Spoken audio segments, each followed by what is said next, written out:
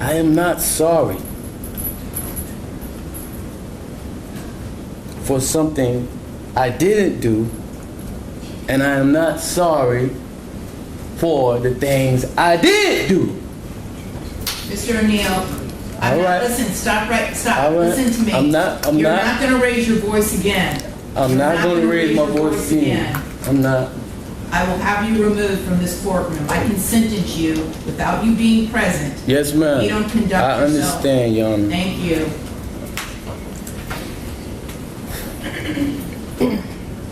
But I will say, I'm sorry for your loss. 19 years I've been at this job. I've seen human beings killed at the hands of others in every way imaginable. You name it, I've seen it. Shootings, stabbings, drownings, suffocatings, blown apart by cars in DUI manslaughter cases. Horrible things. This is the worst case I have ever seen as far as the facts go.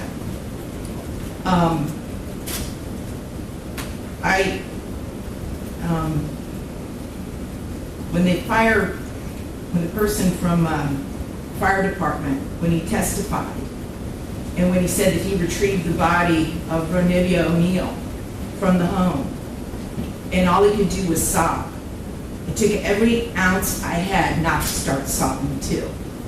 Because there is no way any person with any feeling could have witnessed or seen the photos of what occurred that night and not be haunted for the rest of your life.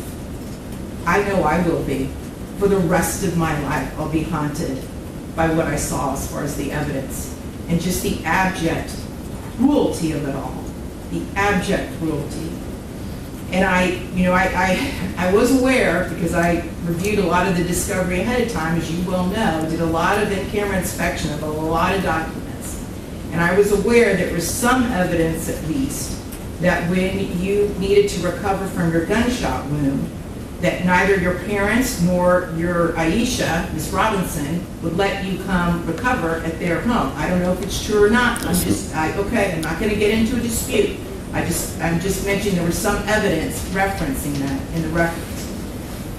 And all I could think about, because I knew that Miss Barron was not with you romantically at the time. And I knew that she just out of the goodness of her heart let you come stay with her.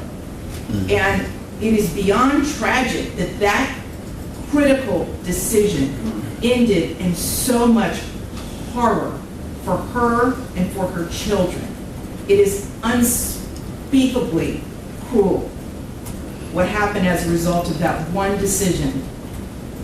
The way that Ms. Barron died was horrific, and that 911 call, which captured truly all of it. You heard, and everyone who's heard that 911 call heard a death scream. If anybody ever wants to know what it sounds like before a human being dies, knowing that their death is imminent, that's exactly what it is. Let's pause here, because this is where this case stops being legal and becomes visceral. That 911 call? In trials, jurors are instructed to evaluate evidence objectively, but there are certain pieces of evidence, audio especially, that cut through logic and go straight to the nervous system. A death scream isn't just testimony, it's impact. It's trauma transmitted through a speaker. And legally speaking, that kind of evidence can be devastating. It anchors the timeline. It reinforces intent. It makes the horror real in a way photos sometimes can't. But beyond the legal strategy, imagine being in that courtroom, hearing it, knowing the person on that call understood what was about to happen. How do you ever unhear that? Away, and she witnessed what you did to her mother, as far as shooting her mother in the arm with the gunshot. She knew. And the horror that that child suffered. And she already had a life where she was born with challenges regarding her physical and her mental disabilities. But the pain and suffering that she suffered that night at your hands, unspeakable, absolutely unspeakable. And at the moment, that first time you struck her with that hatchet, and little Ronnie testified that all he could see was tears coming out of his sister's face. At that moment, that child knew she was being betrayed in the cruelest, most tragic and sorrowful way that a child could ever be betrayed. She was being betrayed by her parent, the one person that should be there to protect their children and love them and keep them from harm. And that was the last thing that child felt before she passed on from this earth, was your utter, cruel betrayal to her. And I read somewhere, and I don't know if it's true or not, I have no idea, but I read somewhere that souls pick their lives, and that they know exactly how difficult their lives are going to be before they enter into this world. And I don't know if that's true or not, but if it is, Ronivia O'Neal is one of the bravest souls I have ever come across in my 54 years on this planet.